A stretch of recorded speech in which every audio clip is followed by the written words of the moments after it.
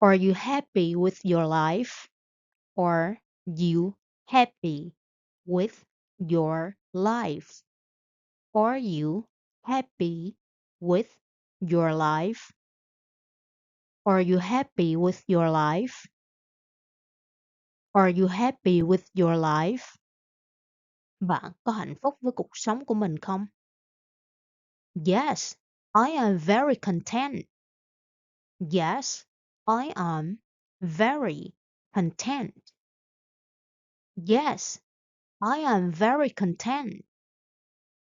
Yes, I am very content. Có, mình rất hài lòng. Are you happy with your life? Yes, I am very content.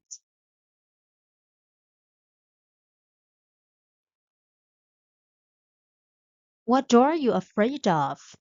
What are you afraid of? What are you afraid of? What are you afraid of? What are you afraid of? What are you afraid of? Bạn sợ điều gì nhất? I am terrified of spiders. I am terrified of spiders. I am terrified of spiders. I am terrified of spiders. I am terrified of spiders. Mình rất sợ gián nhện. Mình rất sợ nhện. What are you afraid of? I am terrified of spiders. Do you believe in luck? Do you believe in luck? Do you believe in luck? Do you believe in luck? Do you believe in luck? Do you believe in luck? Bạn có tin vào sự may mắn không? I believe in hard work more. I believe in hard work more. I believe in hard work more. I believe in hard work more. I believe in hard work more. I believe in hard work more. Mình tin vào sự chăm chỉ hơn. Do you believe in luck? I believe in hard work more. What makes you angry? What makes you angry? What makes you angry? What makes you angry? What makes you angry? What makes you angry? Điều gì làm bạn giận? I hate it when people lie. I hate it when people lie. I hate it when people lie. I hate it when people lie. I hate it when people lie. Mình ghét khi mọi người nói dối. What makes you angry? I hate it when people lie. How do you handle failure? How do you handle failure? How do you handle failure? How do you handle failure? How do you handle failure? How do you handle failure? Bạn đối mặt với thất bại ra sao? I learn from my mistakes. I learn from my mistakes. I learn from my mistakes. I learn from my mistakes. I learn from my mistakes. Mình học hỏi từ những sai lầm. How do you handle failure? I learn from my mistakes. What time do you go to bed? What time do you go to bed? What time do you go to bed? What time do you go to bed? What time do you go to bed? Bạn đi ngủ lúc mấy giờ? I usually go to bed at 11 p.m. I usually go to bed at 11 p.m.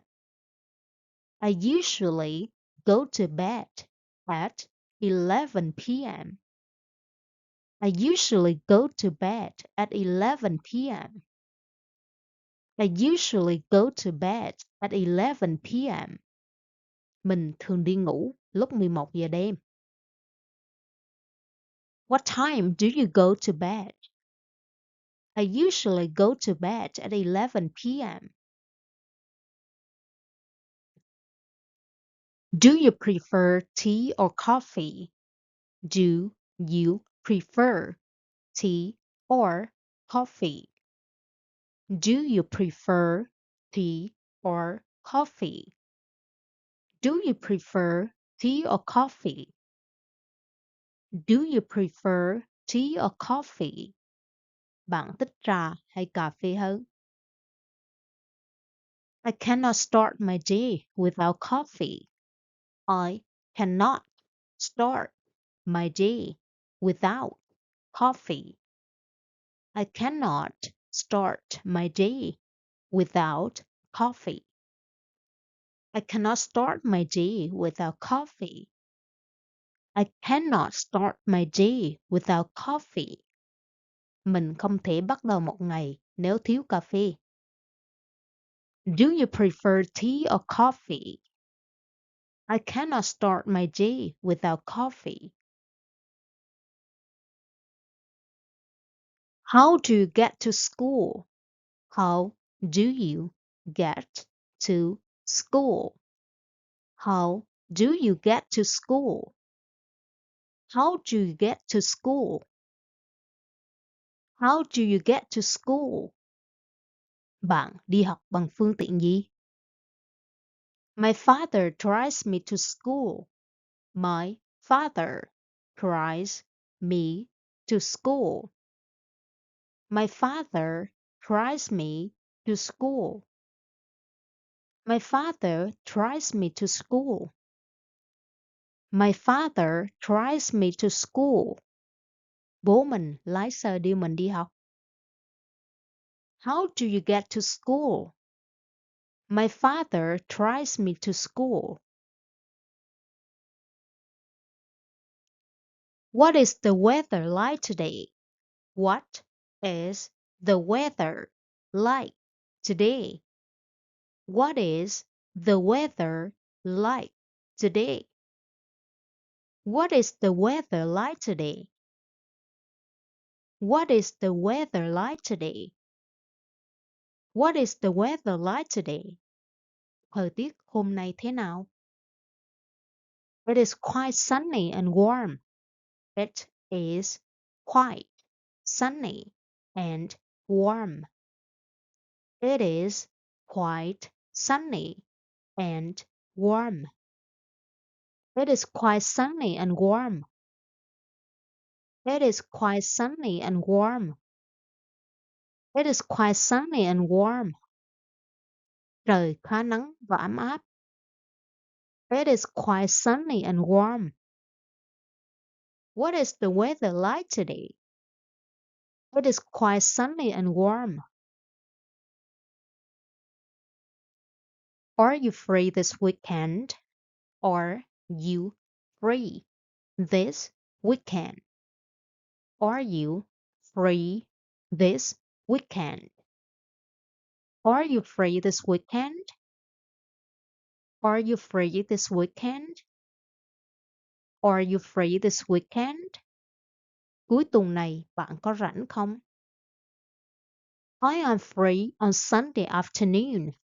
I am free on Sunday afternoon.